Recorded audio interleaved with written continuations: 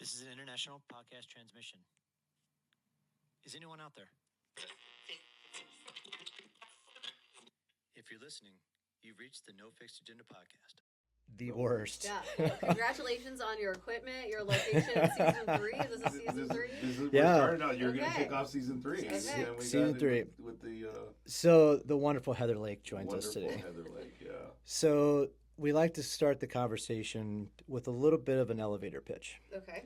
It's kind of like a business tender in a sense. Swipe left, swipe right, Okay. Swipe or, up. or swipe up for that super like, I guess, or whatever they say. I've never been on any of them, but I'll take No, it. and that's You know, and that's 90% of our hosts, our guests, have that's never pretty been on standard. there. So Pretty standard. which makes it even better. So Does. give us the elevator pitch of why somebody would want to listen into this conversation, who you are, what you do, what's something that really motivates you.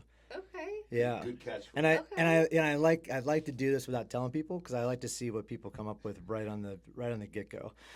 Well, I will tell you this. If you've never talked to anybody that has worked in television news, we have the wildest jobs of the entire planet, and it's becoming to the place where you're very bored if you're not at work because you never know what you're going to do. Every day is different. You get up at 3 a.m, Monday through Friday, and morning show people just have the craziest job. So if you ever want to hear the inner workings of what a crazy person does Monday through Friday, then you'll listen to this interview. And how we maintain it throughout the day with 2 children and trying to figure out the rest of the life is even, more bizarre. But I think too, we figure out everything from biohacking, where our hair and makeup artists. We are also working on, I'm in school doing a meteorology certificate to also kind of better myself for forecasts, and working not the normal 9 to 5 is, I think, fascinating to a lot of people. They want to know how us vampires get up and do all of it, Yeah. and then at the end of the day figure out, how are you guys staying fit? How are you even enjoying San Diego? What's your quality of life? But I also think, we've actually figured it out. So what do people do from 9 to 11 p.m. that's actually productive?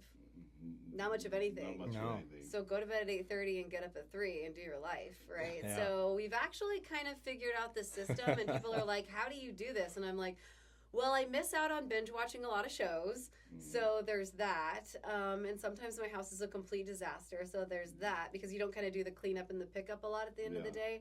But as far as productivity goes, I could tell a lot of people how to get a lot of things done in a little bit of time. Yeah. So maybe that'll help you out. That's good. That's a That- great one. That's a good one. I there's a lot to unpack with that. Like crazy. There's a lot to going bed unpack. At 8, So I don't know about all that. What I really have found interesting is, as you said, see, there you go. It's a little bit of muffled, but what's interesting is the get up at 3 o'clock. You work throughout the morning. You've got 2 kids. How old are the kids? A 7 and 9. Yeah. Wow. So what I really love, and this, I think this goes to anybody who's listening on the show who's working full time and has kids. Like, what's your balance point? Like, how do you make that work? Well, first of all, it's not a balance. Like, you can never, I think the way to, in your head, not be a crazy person, or the way to, in your space, be able to do all of it, is to call it a juggle. And it's never going to be clean. It's always going to be a little messy, and that's the beauty of it. Yeah. So if anyone tries to say, oh, I'm trying to find balance, I'm like, great, find that when you retire. I'm like, I just, there's not going to be. And even for the person who's a stay-at-home mom, they can hear me the same way, because it's not a balance, it's a juggle. You're trying Yep. to take care of yourself. You're trying to take care of 2 humans. You're trying to have a successful marriage, a career. Maybe you're also in school. And it just doesn't always rotate like that. I think about those acrobats that had the plates that were spinning. Yeah. And with life, there's always going to be one that's not really going the same It's gonna Same fall. speed. right? You're It's gonna like, break a plate. it might still be there, but like things aren't always, it's a full juggle. And I think once you absorb that and understand that it is a juggle, then you're okay. You kind of understand that we're kind of all in this mess together, and it's just not going to be perfect. That's hard Yeah. for a lot of people to digest. But we can get a lot done in a day if you just really use time management. And as someone who sets their alarm for 3 a.m., I will tell you it takes a lot of discipline. But once you get on that track, you can get a lot done, and it can be really beautiful. Yeah, that's the whole entire like that. Started listening to the 5 a.m. Club. Oh, Okay. As, God. as far as Are those like the people that are like sleeping in? No. kidding. no, Wow. yeah, exactly. That was a bad joke. That was a bad Ba-bum, joke. shh, Sorry. Yeah. I get up at 3 sometimes, at least 3 days out of the week. Yeah, I'm a 6:30, but Really? I've gotten up a couple times a little bit. I mean, obviously I get up at like 2 o'clock. I was on course at 2 o'clock this morning in the morning over the weekend. Yeah. So it is productive. It is much more productive when you get up a little bit earlier in the morning. I think five would be optimal. I think for circadian rhythm, Yeah. and that's the rise and the sleep and everything. I think 5 would actually be optimal. If you're a mom though, you're like, okay, 4. If I could do that and like get my 7 to 8 hours, that feels really good. That would be epic. 3 is kind of for crazy people. It really is. Have you always been a morning person though? Somewhere in, I will say yes, in comparison to, I have a sister, and I remember going through high school years, and I really loved running. I loved running early years, even through high school, when I was in all-star cheer and dance, and my sister would sleep in the weekends like a teenager would. Like till noon. Yeah, till noon. And I Yeah, would be baby. up. I have already done a million things. I went on my morning run. In college, I was a rower in college, and we had to be at the water at sunrise. And before that, we were in the weight room. So I think I kind of made myself a morning person. So if I was a little bit of one, but I wasn't like I am now. Like this is like a midnight person, So Yeah. I don't even know what you would call us people. I've Like- had several jobs, man, where it just depends. I've been a graveyard person for 7 years, where I'm up at 9 o'clock at night and in bed by 9 o'clock in the morning, type thing. I've also done I'm doing the early morning stuff right now, right? Yeah. But I read this in Matthew Clear's book, Why We Sleep, that we all have natural circadian rhythms, like that we were born with. Like it doesn't matter. You can train yourself, like you talked about. You can train yourself to get up at 3 in the morning, go to bed at 8, and do that every day, right? But if you had no alarms, nothing, you were put in a dark room, you would actually go back to your natural circadian rhythm. That's cool. Oh, that's so interesting. freaking- Yeah, It I was guess I so never thought fucking about cool, that. dude. Yeah. I was believe like, it. that's bullshit. And he was like, he referenced the study, and then I looked up. I was like, that's so true, because I believe when it. I'm like on vacation, I naturally get up at 7. Yeah. Wait, Natural. you go on vacation? When do you go on I have vacation? not gone in a long time. When did you go on vacation? But I have not gone in a long time. But yeah. Okay. But if you're left to your own devices, you will go back to your natural circadian rhythm. That's That's interesting. the truth. And so I too get up at 3 in the morning on 3 Oh, days wow. out of the week. But there's the days that I don't. I like to get up at 7. Yeah. So you do what's called I call it second sleep. So you get up, like because I've been getting up at the same time, it's like my body doesn't want to do that on the weekend. Yeah. So I get up kind of in this like twilighty, okay, this is when I would normally get up. Yeah. But then I go to sleep for like 4 more hours. And then I'm like, okay, we can now be one with the planet, Yeah. But I won't say that the morning show lends itself to like the Huberman style, sleep that would be the beautiful thing and I'm Right. going to live forever style sleep. I'm not saying that. I don't want someone to listen to the podcast and be like, I'm getting up at 3 now because Heather said it's healthy. Because our people's losing their mind. No. We for sure are a different breed. But I am saying that in this phase of my life, people are like, how does that work? How do you have 2 kids? And I'm like, to be honest, like I think it's kind of like the best thing because I get my day and I'm like doing my own hair and makeup at 3:30, 4 in the morning, and I have this quiet moment of like getting caught up on the news and the weather and everything of the day. I've got this beautiful kind of hour-long wake up routine that happens, and I look at my other mom friends who are packing their lunches and the kids are screaming and they can't find a shoe, and I'm like, I'm good at pickup. Yeah. I am good. I think I figured it out. Together. I think She's so well put together. Now listen, I don't look good at pickup. The makeup and hair is not I don't done tell at anyone pickup? I'm on TV at pickup. Like, no, I'm just a mom who's got, in the sweatpants. Like, Yeah. it's all good. But I do think there is something beautiful about that, and the morning routine and getting to kind of work while people are sleeping and then be a mom. I almost have 2 days in one. Yeah. And I wouldn't change it for the world. It's really cool. A lot of people are like, aren't you exhausted? I'm like, well, when you're going to bed at 11 because you stayed up binge watching whatever cute, rom-com is on, which I do find beautiful as well. Like, that's a great escape. Yeah. I love that. I call it mind altering. But we all need that. I love Mind-numbing. that. I'm already like dead in REM, Yeah. and REM sleep, and so yeah, it's a different mode, but I really love it. Yeah. So What you talk about time management a lot. As a busy mom, somebody's on the morning show. You're obviously very driven. You're very fit. You love fitness. What is your number one time management tip that you would give to our audience?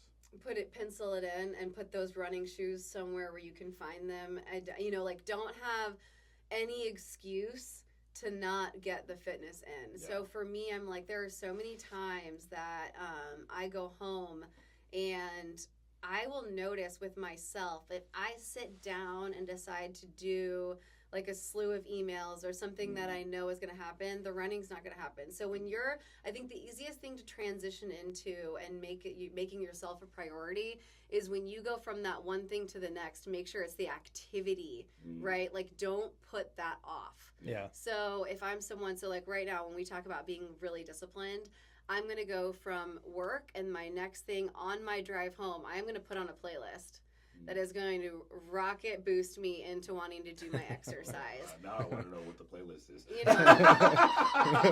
That's I do. But like, I'm literally going to go, because the drive can really kill you. Yeah. It's going to lull you into sleep, right? Yeah. Where like, if I put on that podcast that I'm like, no offense, listen to the No Fix Agenda podcast on your way home. Not this one. You're going to laugh. But I'm like, on my way home, I need to get myself into that mode. And Yeah. if I decide that I'm going to clean the house, then I'm going to do the second thing, then I'm going to go into my school lecture, and then I'm going to work out. Not going to It's happen. not going to happen. Yeah. So actually what I've done for optimization while I'm in school, I've got a year and a half left for my certification, is I go home, I'm putting on the shoes, and I'm just going to run. I'm going to continue that playlist on into my run. And what happens is those endorphins take your brain to a place that learning is optimized. Yeah. So then your studies are actually going to be so much better, Yeah. right?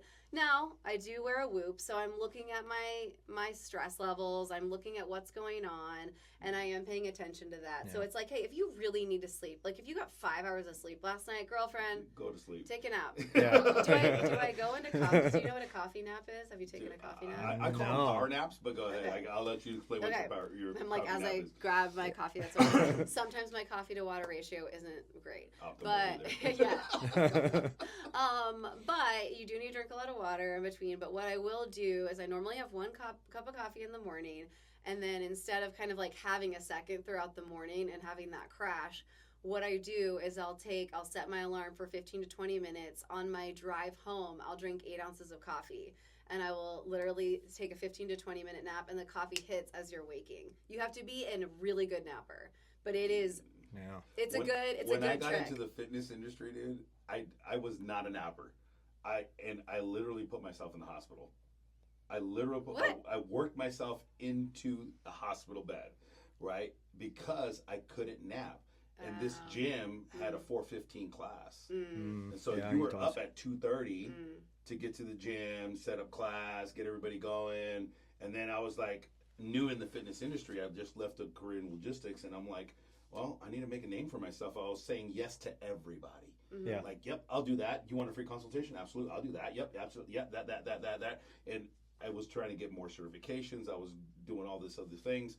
What time were you going to bed? Huh? What time were you going to bed? Well, I had clients at 8 o'clock at night. Oh, that is terrible. Yeah, Yeah, so, it's- Okay. so I was saying yes to clients at 7, 8 No. o'clock at night, right? And so the gym closed at 9, so I would take an 8 o'clock client, right? And so it didn't matter. My sleep pattern was not conducive to anything. It was like whatever went. And so I learned through this mistake that I went septic, passed out. Oh my gosh. Yeah, passed out on the way to the bathroom one morning. My wife hears a thud, and I'm like sitting there with my eyes open, right? And she's like, I think she thought I was dead. She thought I was dead, Yeah. dude. And it Well, was- you can die Yeah. from going Yeah. septic. yeah, 100%. And so the paramedics were clients. They come up, they came out of my house, dude. They take me to the hospital. They're like, "What the fuck's wrong with you, dude?" It's like, and so from that point on, though, I learned calendar optimization, right, and saying no to certain things. These are block out times and managing all this other things. But all that to say is like, you definitely have to be intentional with your time. You definitely have to make sure you're sleeping. And I learned how to power nap.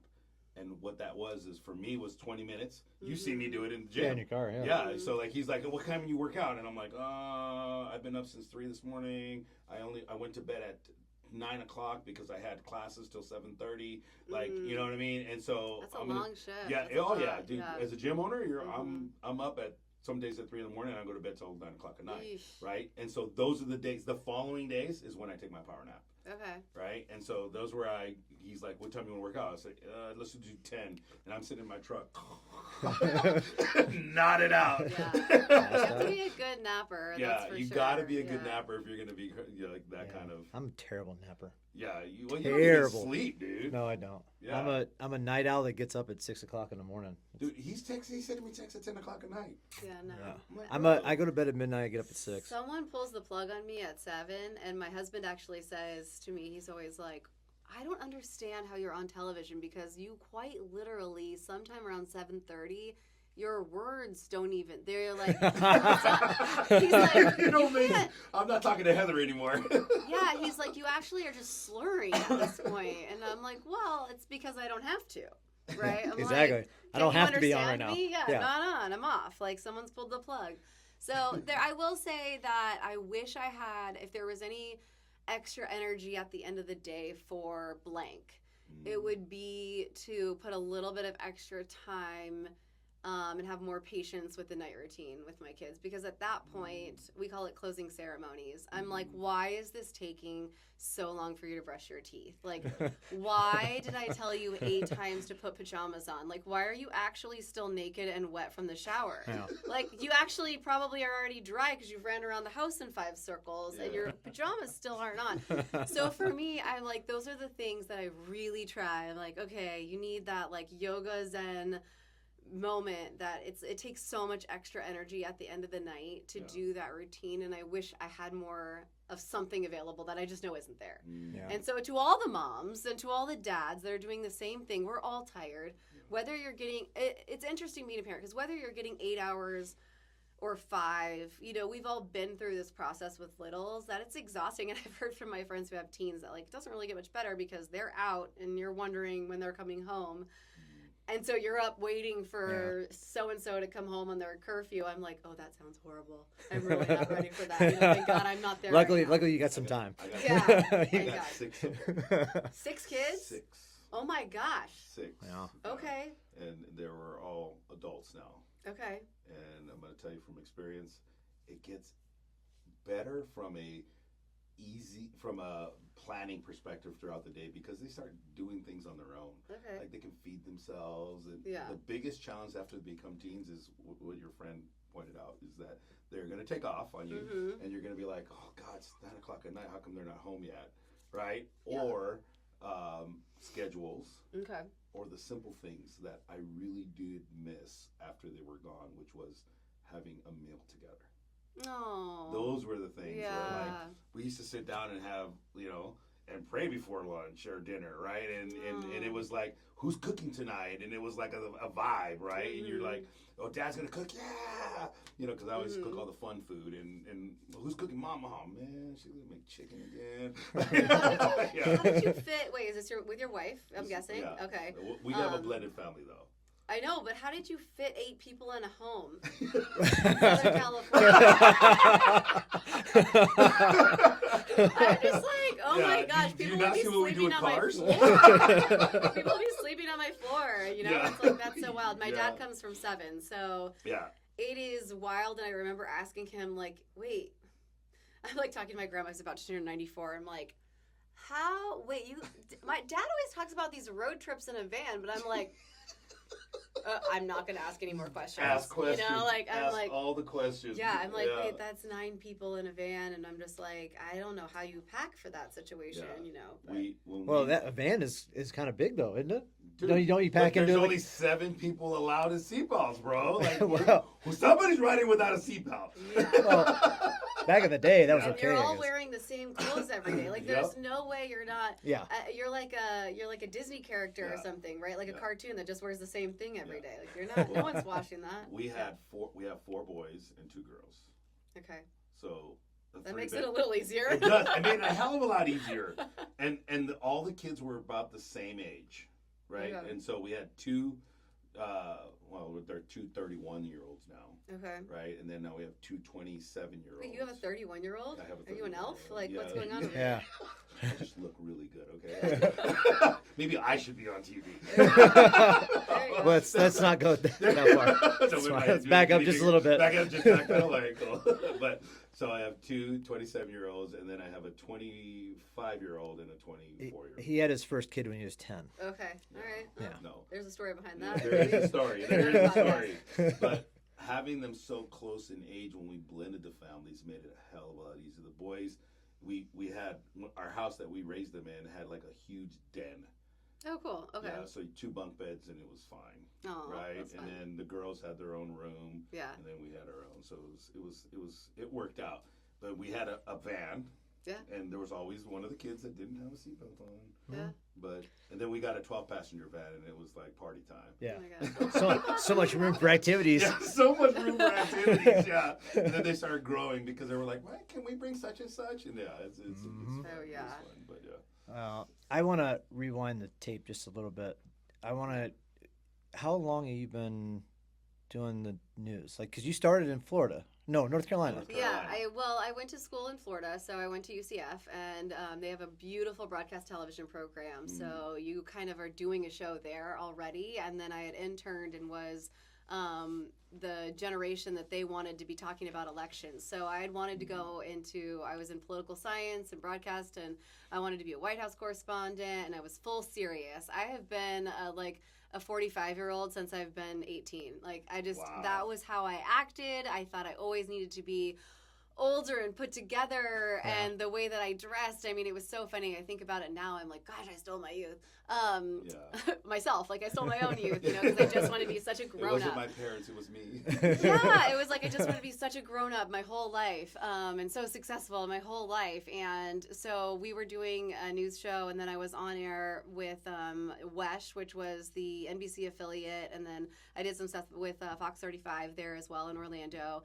And then my first real job, on air full-time, was in North Carolina as a military correspondent, right next to the base. So Camp Lejeune was right over there, and they had Cherry Point. And so it worked really well when Fox 5 was launching in San Diego, because you basically move from all these Marine bases to another one, and you have that education and that background. So move out to Fox 5, get the job there, and I'm freelancing. I'm 21 years old. I maybe just turned 22. You've been at Fox 5 since you came out here, huh? Yeah. Wow. I know. So I'm not by any means trying to date you at all whatsoever, because you Oh, it's are fine. you're 21. I get it. Yes, yeah, totally, always. I say I'm forever in my mid-30s. And so, so being out here as a 22-year-old, I kind of still very serious. Like, I wanted to be doing all the serious stories, and I started as weekend reporting, kind of picking up here and there, the youngster in the group. And then, it was like one Christmas holiday season, everyone's kind of on vacation, trying to take it when they can. And they're like, we're going to have you fill in on the morning show, doing the fun stuff. And I'm like, huh? No. But they're like, she's young. She should want to do this, right? She should totally want to. And so I don't even remember what the live shot was, but I feel like for a week I just went out and did the fun stuff, and it clicked for whatever reason. They were like, oh, no, this is what you should be doing. I'm like, really? Okay. And then 16 years later, here I am. Still doing the fun stuff. But yeah, and it's interesting watching politics, because I'm like, oh, thank God I'm not doing that. Right? You know what? This is a really good idea. This is good job. Great. White House correspondent has changed quite a bit over the years. So you're doing good. And then, over the years, the one interesting thing that happened with my gig is when it rains in San Diego, or when there's crazy winds, or when they take the fun reporter, and the fun reporter goes and does weather. So they've Oh. done. It's like it.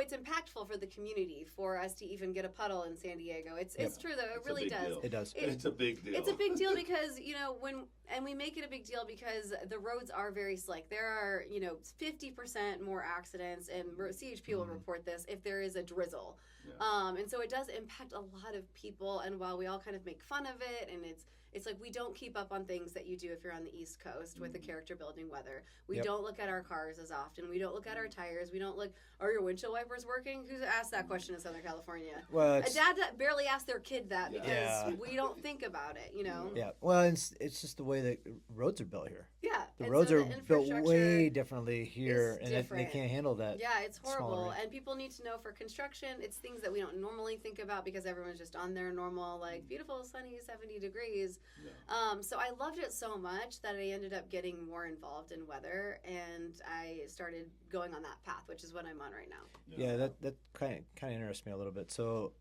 what's because you said you're taking classes or you're taking a certification Mhm. for meteorology. Like, Mhm. what's the process of going through that? Is it how long does that go? It's a 3-year process. Okay. And 3 then, years. yep, so you're going back to school. You're like, here we go. And I think what's really interesting is being out of school for, more than a decade. You're like, oh, I got to learn how to learn again. And it's asynchronous, completely online. So it's you putting all of your time management back into work, and doing that. So the first semester it's funny just being a mom, like going back to school. Like, here we go. Like, where do I want to sit? How does this work? How do I want to organize my books and everything? So it was kind of cute, figuring it all out. And then you really end up with like your first exams, like, all right, we got this. And it's like the train's rolling. So now I'm a little over halfway and it feels good. It's what's really cool about being in school and being able to apply it the next day is like, I'm learning all this stuff. A lot of it already. Yeah. But then you're like, that's why this is this way. And now, even though I knew what I was doing at work, I can take a deeper dive and explain it from a scientific background better for the public. Yep. And really break it down. And I can do this every day. So it's like I do weather from 5 to 6, and then I go out and do the fun stuff. So every day I can apply what I'm learning, which is it's That's great. Fun. That's Yeah. what I love about fitness. Yeah. That's exactly what I love about fitness. Yeah. You're always learning something. If you Yeah. got a special case for somebody like how to deal with scoliosis, you go back and you learn more about how to deal with scoliosis Yeah. and how to train through that, right? Well, and stuff like isn't that. continued education such a beautiful thing? I mean, I think what made me want to go back to school was when we got out of COVID, I really started noticing that I would go, whether it was to a doctor or to any place I was going, and I just felt like people weren't really qualified for what they were doing. Yeah. I started getting Yeah. to this place where I'm like, okay, so you studied this how many years ago, and science has never settled. So Yeah. why aren't we continuing education? And how dare I be in a job that I don't have the certification for? Yeah, amen. So I just thought if I'm going to judge others, might as well put myself in Yeah. that box and get to work, girl. Yeah. And so, so I think continued education is beautiful. And, there's so many master's degrees that you can get. I think I'm a forever student. Yeah. I look at it and I'm like, oh, that's so interesting. If I have the time, I should just keep learning. So, I've got somebody I know, they're always trying to learn something. I'm the same way. I think it's kind of one of those things. Like, I always try and teach myself how to. When we talk before we really got going, we talk about the videography and the Yeah. the editing and just I teach myself how to do that. So like a little bit at a time. It's like, and I almost feel like if you don't, like, what are you doing? Like, I think you always need to You're not be. growing, You always, you're not growing if you're not learning you're not something. Like growing, yeah. learning something new. Like it doesn't have to be every day. Yeah. But it's like every week or every month. Like, what's your new takeaway? Absolutely. Like, what's something that you can actually apply to, your job now, or something you want to do as a hobby or whatever, right? And so, I'm right there with you. I think it's kind of cool. I will say this. I probably shouldn't, but my parents live in the Midwest. So my dad, when he comes, he's because he's a Fox News person, so he'll flip Fox 5 on in the morning before he turns on to Fox News, right? And so he makes the joke. He's like, I don't really understand the weather people here. And I'm like, why? He's like, it's beautiful all the time. Like, what do you have to report about? That's funny. He's like, isn't it 75 and sunny all the time? I I'm will like, say that it does get rather dry at sometimes, and so when you see me go to my explore.org cameras and just show you like these pictures of like conservation efforts of these bald eagles, and I'm like, I am digging deep. I'm like, it has been 70 and sunny for a month. Like, where are we going here? But the cool thing is we can do national forecasts. You can tap into so many things. I mean, the other day we were talking about just little fun weather facts, you know, different kinds of cloud formations, what's going on. I mean, so many people don't realize what the percentage of rain means. Everybody thinks, oh, it's the chance, it's 80% chance of rain, which no, it doesn't actually mean that. It means 80% of that forecasted area is going to get rained on. Got it. And people are like, what? I'm like, yeah, it doesn't mean you have an 80% chance of rain today. It means that area is going to get rained on. It's that percentage. And they're like, I'm in my 50s and I've never heard that before. I'm like, well, there you go. News you can use, you know? Well, yeah. But I think that's cool. You kind of have to do it because, again, it puts the education aspect of it out there. And again, it's like, how monotonous can San Diego weather be? Yeah, and I during the don't have summertime, a lot of jokes, especially during the special, like summertime, especially. It's like, yep, it's 80 degrees today. I can never run out of jokes. So do you know actually one of the most difficult things to forecast in the entire country is the marine layer and whether or not it's going to stick around or it's gotta be the worst. Yes. No, and it it's actually be the is worst. really one of the things that all of my professors are saying. You know, they give the nod to the coast because we all live here. We want to tell people, you know, we want to be part of the tourism industry here. But April, May, June, July, you could get full cloud coverage where it's like Seattle for months at a time, and being able to tell people clearing or not is really tough. It's actually one of the hardest things to forecast. On the coast, sometimes it's more doom and gloom in the coast than it is when you go inland. Man. Well, that's why. 100% is. No, that's the problem. Nice. Well, if you live, like, if you on live, the coast, because it's like I'm in El Cajon and I want to go because it's sunny as hell, and then I go to the friggin' Mission Beach. Oh no, you got to phone a friend. But Exactly. Fox Pie's not gonna help me. What the hell? Don't make that drive. And I think that's the hard part when you're talking to people that don't live here, and you're like, don't come here during summer, May and June. Like, it just doesn't work, and you're gonna be disappointed with what you're gonna get. I tell people come here in September. Yeah. What made you want to get onto like being on TV? Oh, like originally? Yeah. What was good that? call. What was that? Like, what sparked Heather Lake to go, you know what, I want to be on the TV? I was the girl in 5th grade that read the morning announcements. So I have always loved watching Diane Sawyer. I have always loved, you know, my Good Morning America people. I watched it growing up. I loved current events. Being that old soul, I wanted to always be a know-it-all. So that was kind of how I was as a kid. And not like the annoying kid that always has to be in the front raising their hand kind of thing, which like, that's great. Someone's got to have all the facts, but like I always wanted to have conversations with people's parents. I swear I'm like an old lady. That's like, interesting. I'm such an old lady. This is horrible.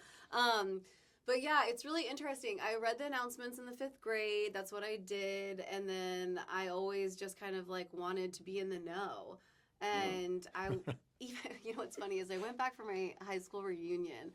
And everyone was like, my parents say hi, they miss you. And I was that kid. It wasn't people in your class. Like I was the good kid, though, that everyone knew that if they were with me, they weren't getting in trouble, trouble, because I was like, had a rapport with the parents and could have conversations with the parents. I'm like, gosh, I was such a nerd. Were your parents like that too? Like, where'd you get that? I don't know. I have no idea, and my sister's complete opposite. It's just you and your sister? Really? Yeah. Wow. Yeah, so that's just nature versus nurture, right? We could have been like an interesting case study. Yeah. I've kind of wanted to ask you this question. With the way we talk about people getting into being on TV and being in front of the camera,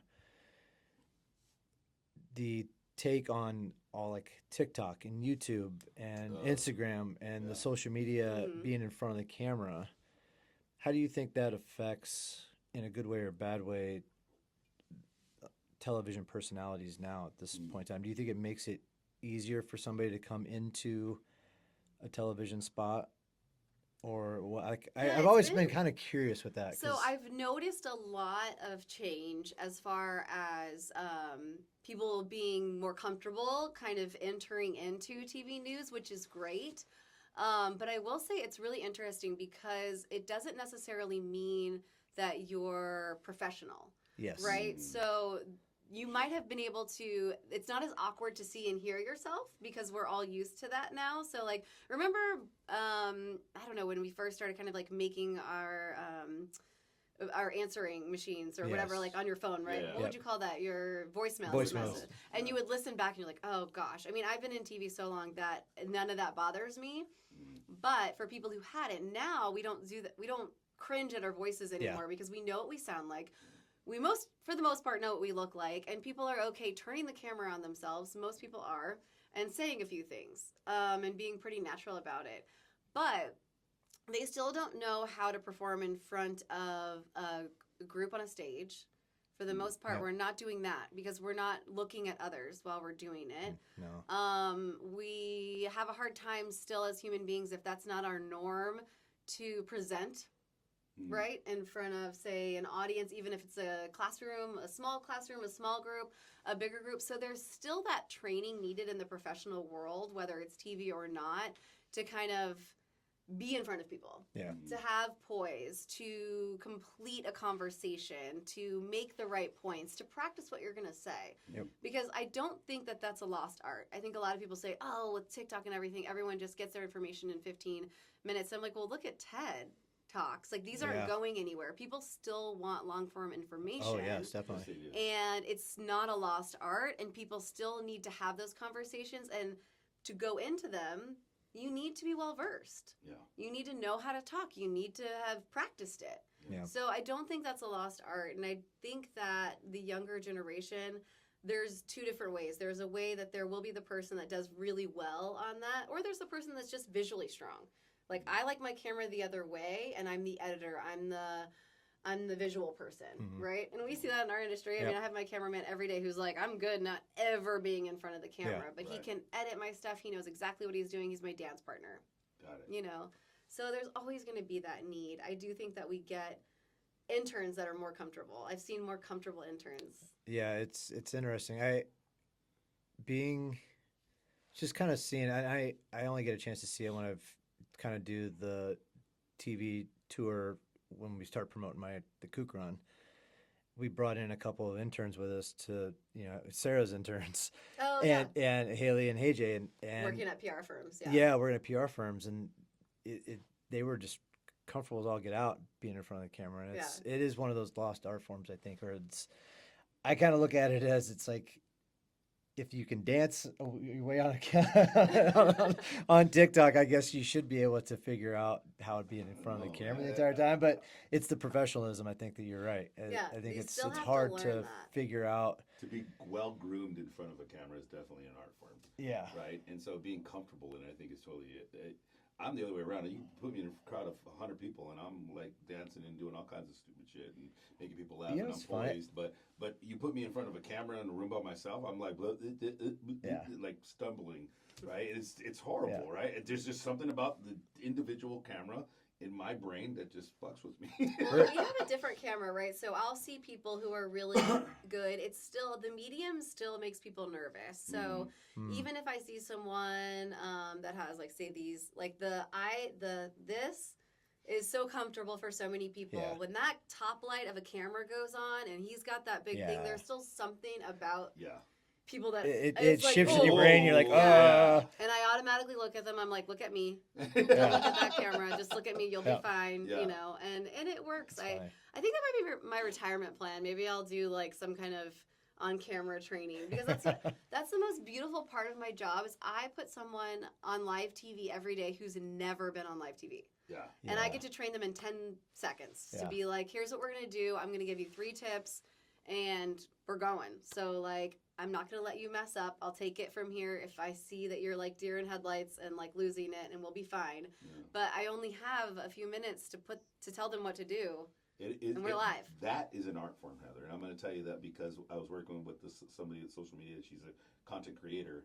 And I would, like I just told you, like doing my own instructional videos or promotional videos, I'm like 20, 50 takes in. Right? Yeah. She came in and she's like, okay, we're going to do this. Yeah. And she had the big camera, she had the whole thing, and she's like, Yeah. okay. And that was done like in 20 seconds. I was like, that's it? And I was like, yeah. She's like, that was it. She goes, all you were doing is talking to me, right? I was like, yeah. That shit would have took me like 2 hours. That's an art form. That it truly is an art form to be able to do that. And I think it's really rewarding, right? Yeah. So especially for someone who owns a business and maybe they, need that extra boost, Yeah. or they're just trying to figure it out, but they really don't want to give the name face to somebody else. But I run into this. It's the most beautiful thing, because I run into people all the time that I'm like, oh, I know they're the business owner, but they want to let somebody else talk because they're not comfortable. And I'll sit with them and I'm like, you've got this, and you know that when it's done and when it's said and done and they were the one that got to do it, it feels so good. And I'm like, see, like you did it. That wasn't too bad, The fulfillment. So- The fulfillment, aspect of your job. the It's pride total- aspect. But it's of like, it, that was your baby. Don't give it away, Yeah. so. I can see that for People's sure. people's fear will definitely get the best of them and kind of Yeah. hinder them from who they're truly Yeah. really capable of being. So what, as we wrap up here, what's kind of next for Heather Lake? I mean, are you? Other than having teaching people how to talk on camera Yeah. Well, I as a think- retirement plan. That's my YouTube page. That's my YouTube page, which And- also seems like a totally different job. Yeah. So I'll ask this and I'll cut this out, but can we talk about the Fox 5 Plus deal? I don't see why not. Okay. Yeah, I don't see why not. I All don't right. see why not. So as we move forward into into this conversation, what's next for Heather Lake and Fox 5? I understand you guys have got a Fox Plus or Fox 5 Plus What is that? app coming out. Yeah. Oh. So, and you kind of referenced to me a little bit about the production aspect of it and It's creating super stuff cool. there. It's super cool, and if you follow KTLA, they're our sister station. So Nexstar is a media company that owns all of us, and what's really neat is these Plus apps are, I mean, for all intended, it's like the Netflix of news, right? So you have the app, and the app is separate of what the broadcast streaming is. So you would normally have us on broadcast completely free of charge. You can watch us on our normal programming that goes on. Well, the Plus app is basically what we're going to be able to have at our fingertips, so you can be watching the news live, separate of what our broadcast is, but then there's different content on there. So we have some of our local creators making content that's going to go on there. Who knows what kind of cool show is going to come up next? I'm pitching some stuff, which could be super fun. We could have more weather shows, podcast style shows, stuff where it's like longer form conversations. And you're not really limited to these time allotments that broadcast television has, which have commercial breaks, which have, A, B, C, and D. So this allows us to be pretty free from a lot of that and have a lot of creative control. So I think it's going to be pretty cool. KTLA's looks awesome, and it allows somebody to have the news and all that information at their fingertips too. So say they want to read a story or just watch a story, and it's short, then they can do that. Say if they just want a weather forecast, then they can just go there. They don't have to. I mean, I would love for you to always watch 5.5 hours of our Fox 5 morning show every morning from 4:30 to 10. But we know that the world is changing, right? Yep. And we know that people might not have their TVs on all morning long anymore, especially in places like Southern California that study health and wellness and are getting people away from screens. So it's like, how do you stay informed? How do you have that information? How do you entertain? And I think this is the way. This is going to be, how people are consuming their news. Is it going to be like an ad hoc type thing where you're like, I have the app and I heard through, I don't know, social media, or Jeff told me that this thing happened, right? And I want to read an article on it. Is it going to be, I may be able to go on the app and go, oh, let me see. I want to find out about the election today. Yeah. Well, I mean, I'll tell you, as soon as the Plus app launches, there's not going to be a single person on Fox 5 that isn't telling you about it. Yeah, absolutely. Sure. We happen to know how to get the news out to people. Yeah. So, Yeah. no, we definitely will be doing that. I don't think there's, as far as I know, that's way above my pay grade, of when exactly it's launching. Yeah. But, it'll be out there, and it's pretty cool. I mean, KTLA already has it, so a lot of stations will be launching things like that. And some already have. It just looks a little bit different depending on what media company owns your TV station, Right. but it's all starting to look that way. And a lot of reporters are telling their stories on their phones. Yeah. So we have the next 5 to 10 years that my industry is going to change dramatically, Yeah. and it'll be really fun to watch. And I'm here for the ride. So Really. Sweet. So in 5 to 10 years, it's going to be in an app, and I'm going to have Heather on my phone. Just, "Well, Heather, tell me what's cracking." I hope it's an AI version of me, and I can sleep in. There you go. Good morning, Omar. I actually talk to you, like your actual Omar. We've got Jeff. Like it'll say it. Hey, your actual we name. we I joke will- around about this, but it's gonna happen. It's gonna happen, bro. I mean, people are already doing it for businesses Oh, where yeah. you can get an email curated for an AI guy is like talking to you Yeah. saying Yep. like thanks for buying my product or whatever. So I'm like, why couldn't Heather with the weather wake up and be Yeah. like, "Hi Omar, good morning." And like, Here's your forecast for today. Yeah. That's You're the like- dude, that's the scary part about AI, bro. Like this is the scariest. and you're that like, is- "I want the hologram." Yeah, there you go. That's so creepy. That is so creepy. It Yeah. is so creepy. Like Yeah. they're talking about coaching that way as well, too. That's Yeah. kind of nuts, man. I'm like, good Yeah. Lord. Anyways, Well, Heather, thanks for finally Yes. coming in. Finally. She made it. In the rain, by the way. In the rain. Right. In the She rain. gets bonus points for Bonus that. points, After exactly. all the rescheduling and schedule conflicts. Yeah. But Well, we appreciate you coming in. appreciate that. Thank That you. was a You're lot of welcome. fun. Thanks for having me, guys. Thank you.